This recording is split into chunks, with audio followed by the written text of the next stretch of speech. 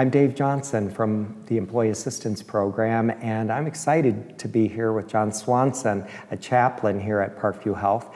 And you know, John, I think about our careers and the work that we've done, and I know we've spent quite a bit of time in the presence of people that have experienced deep loss, deep grief, confusion about life and what has happened. What are some of your initial thoughts on pain and suffering and the meaning or the essence? Being human means having suffering.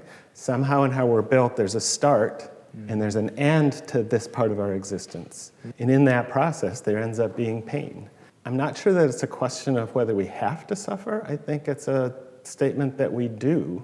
And given that we do, what do we do with that? That common question that people ask is why, and I hear that over, why me, why now, why did this have to happen? Sometimes God gets dragged into the middle of that question. For me, the better question is, what happens now? Any thoughts about how to help people with suffering? In the moment when I'm sitting next to a 20-year-old whose grandmother just died, and she's saying, why does this happen? At that moment is not the place for a theological or a philosophical or even a therapy interaction. It's really to sit with that question. And I think that often one of the best ways to respond when somebody expresses those concerns about this really hurts, or I have no idea how I'm going to take the next step after this, is to think through what's the cause of the suffering. So is this a physical pain? Is this a massive loss in their family? Is this suffering because they think they ought to be suffering right now? Is this something that they have put themselves in the middle of and they could in fact extricate themselves? So there's that naming what's going on, and there's a little bit of reframing what's going on and trying to understand it. I used to say, I'm sorry for your loss, and now I say, this is hard. I think for some folks, there's a sense of abandonment, that there's a loneliness, a deep loneliness sometimes when people have pain. They feel like they're the only one with pain, or that the rest of the world has moved on, and so their suffering is done in private or alone. I think some of the best ways that we partner with people is to do what you just said, to name it, this is hard, and to be with people during that time. Sometimes I don't know what the words are, I can just be present to it. I run into people in one-time situations, so I may see them only once. You often interact with people across time. I do. So as you think about dealing with pain across time, are there ways that you help people think it through to have progress in working through their pain? Over time, when trust is established, I think people are vulnerable and are open to naming it, but also over time seeing some common humanity, that the stuff of life happens to all of us. It runs downhill, it lands in everybody's backyard. And to know that it ebbs and flows, that the heaviness today might not feel as heavy tomorrow. I'm sure that you've, as a chaplain, have seen lots of compassionate people here at Parkview. And so it's gratifying to be part of what's taking place, but it also is heavy stuff, John. This is heavy business. So compassion sometimes becomes compassion fatigue. And so how does a person like you, or me, stay the course? There is a concept in theology called detachment. And detachment, in that case, isn't a bad thing. It's not being detached from. It's that pain is not my pain. It doesn't minimize that pain, but it allows me to minister to their pain rather than taking it all into me.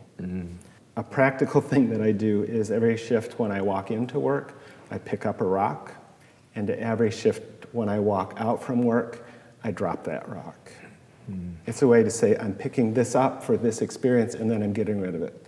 I really like that, and I think, having this conversation with you and kind of languaging around it, because I know for years I have had coffee with chaplains along the way, informally, And I recognize that you're looking into the eyes of our patients, but you're looking into the eyes of our patient families and our staff. You're providing those services on the spot, in real time as things kind of unfold.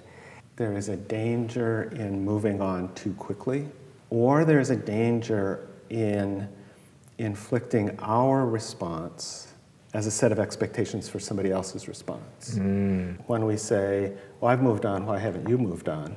Number one, the idea of moving on from a person is absurd. But moving forward in that situation, how do we help them deal with that particular loss, not fall into comparative grief things, not fall into comparative suffering kinds of things?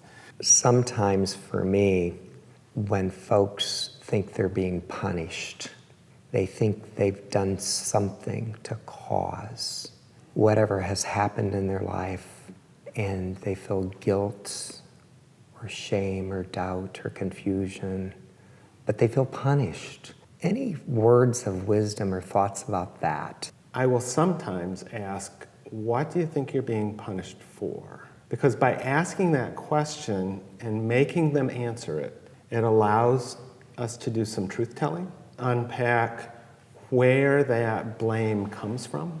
I had a person recently who had lost her father with a heart attack. And when her father was being taken away, the neighbor said to her as a 10-year-old girl, pray. You need to pray hard. Her dad died. And now 30 years later, she's bearing the responsibility that maybe she didn't pray hard enough. No, it wasn't the amount of prayer that you did or your intensity or any of that that's responsible for your dad's death. You didn't kill your dad. And there are times that we say it that bluntly. It's like, no, you're not being punished. This isn't your fault. Part of our experience of suffering is what we think we ought to be feeling. So that idea of being punished is part of, well, I'm going through this, so I ought to feel like I'm suffering. When we're thinking about pain and we're thinking about suffering, to be thinking not just physical, but also emotional, relational, spiritual. So the more we're thinking whole person when we're thinking about pain, we can say, so physical pain may give me the opportunity for emotional growth as I figure out how to respond to that physical pain. Relational pain, the pain of a broken relationship, may in fact cause physical pain. Spiritual pain may give me an opportunity to think about what's causing this. Is this actually spiritual pain that's inflicted on me by somebody doing a bad picture of who God is?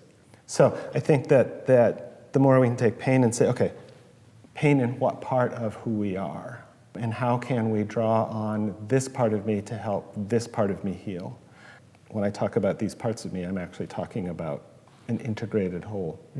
That's helpful to me, John, as a therapist and as a human being who has suffered like all human beings. Grief is so individualized, and not that I would quantify grief, but when I look into the eyes of someone who's caused great harm to another, that grief that is so profound that the need for forgiveness comes into play here. And so when they grieve, it's confounded by guilt. How does forgiveness kind of come into the equation from your perspective with grief and loss? I think that question about forgiveness is a really important way to think about the different kinds of pain, because in that situation, there may or may not be any physical thing going on with that situation, but there is a need in relationship. Relationship is broken. And part of the brokenness of a relationship is the actual relationship between two people or between somebody and God. But part of that is the perception of broken relationship with their picture of the other person. And so there's the, how do I forgive myself? How do I forgive or seek forgiveness from other people? How do I seek forgiveness from God? Can I face what I've done so that I can acknowledge what it is that I have done that was wrong, so it narrows it down so it's accurate guilt? And then to start the process of making apology, making restitution, but starting with, I have done wrong. Can you forgive me? I think forgiveness is an easy concept to understand, and it's great for other people until I'm the person that needs to be doing the forgiving. You know, I can humiliate myself and ask to be forgiven. But when I'm called to forgive myself or to forgive others, that's where the hard work. And so I would say, from my perspective, that's when I lean on the chaplain, the priest, the minister, the rabbi. I lean on my therapy folks. I know it's long-term work. It's not easily done. A few years ago, I was reading one of the stories about Jesus, and he says to people, if you forgive people their sins, they're forgiven.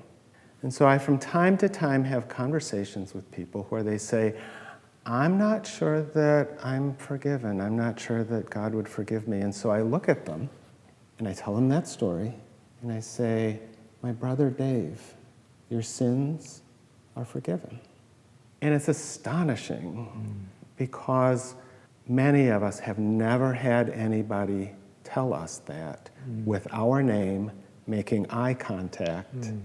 There's something about the freedom that happens there that's amazing. Yeah. To have this opportunity to talk about grief and to talk about suffering and to talk about pain ends up being invaluable. Thanks. Yeah. I appreciate the time, John. We'll have to do it again soon.